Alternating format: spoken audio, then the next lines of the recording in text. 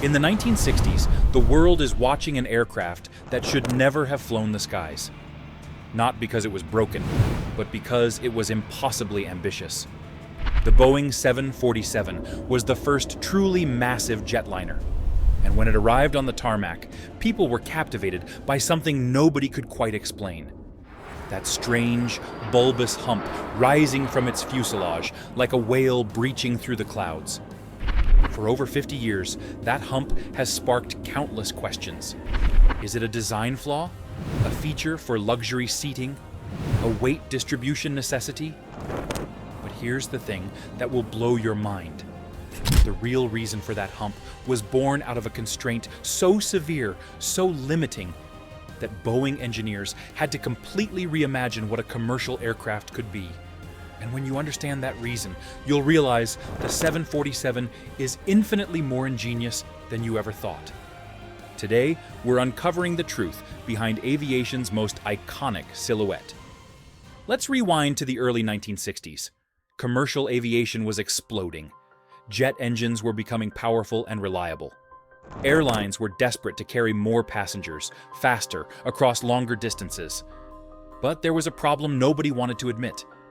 The aircraft of that era, the Boeing 707, the Douglas DC-8, they were at a plateau. You could only make them so big before physics started working against you. The fuselage diameter was limited. Cabin pressurization became harder. Structural integrity became fragile. The heads in the boardrooms across America decided to just make it bigger. But bigger wasn't just about stretching the fuselage. It was about reimagining everything.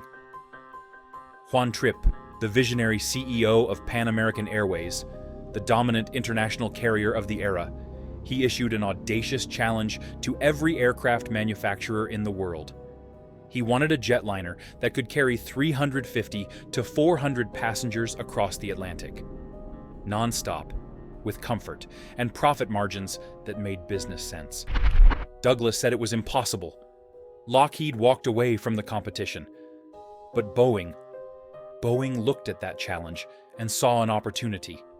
Except there was a catch, a hidden constraint that would define everything. Here's where the story gets fascinating. In 1965, when Boeing engineers began conceptualizing the 747, commercial airports around the world had a physical limitation that nobody could overcome: airport, terminal gates, and loading equipment. You see, airports had already invested billions in infrastructure designed around the Douglas DC-8 and Boeing 707 dimensions. Cargo loaders, passenger boarding stairs, fuel trucks, everything was built to a specific height and width standard. If Boeing wanted airlines to actually buy the 747, they couldn't force the world's airports to rebuild their entire infrastructure. That would cost too much. Airlines would never accept it. It was economically impossible, so Boeing faced a brutal choice: design a radically larger passenger aircraft while fitting within the existing airport equipment constraints.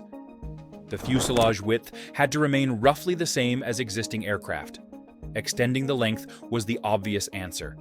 But you can only stretch a tube so far before it becomes structurally unstable.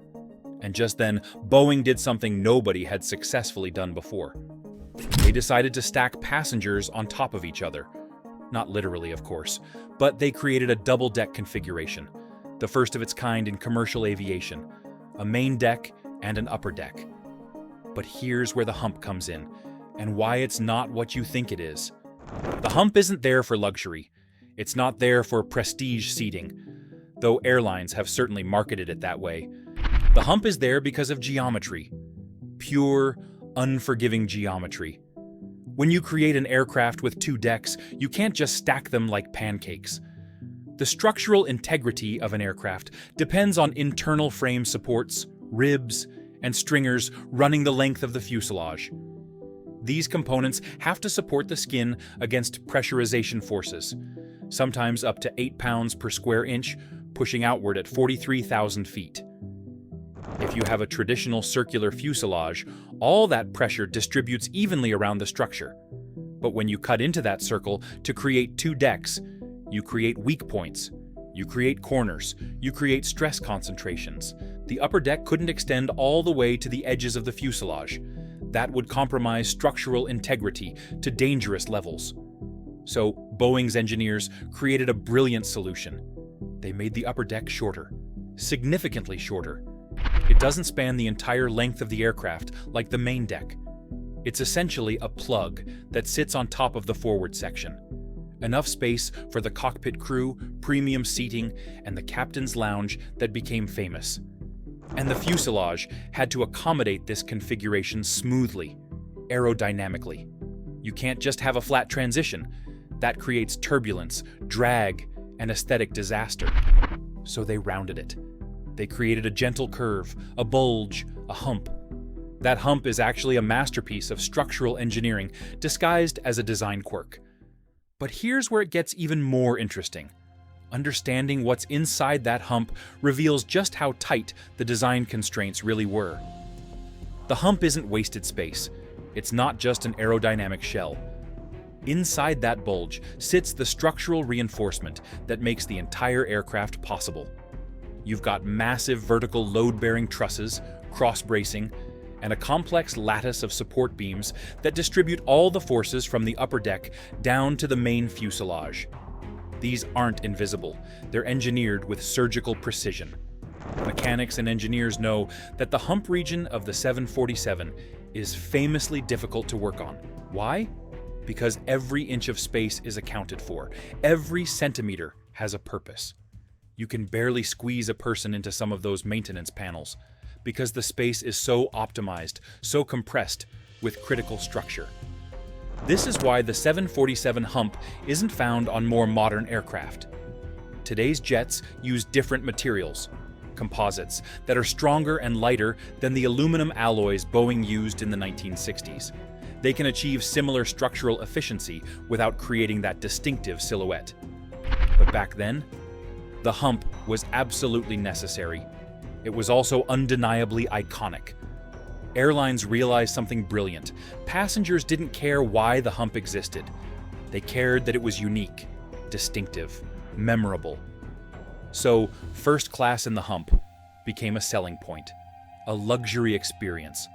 The marketing department took a structural necessity and turned it into prestige. And for decades, flying in the 747's upper deck was the pinnacle of commercial aviation.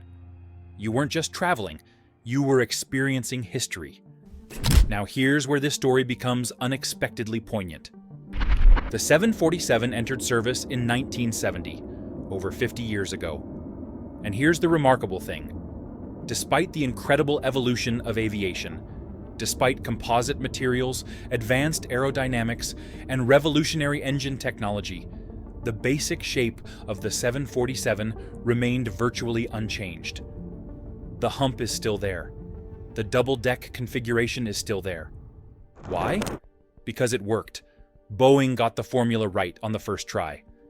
An aircraft designed to solve one specific problem, fitting massive passenger capacity into existing airport infrastructure, became so efficient, so profitable, so beloved, that it reshaped the entire industry.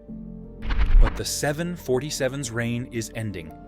In December 2022, Boeing delivered the final 747-8F, a cargo version. Production has ceased. The era of the Queen of the Skies is over. And you know what's fascinating?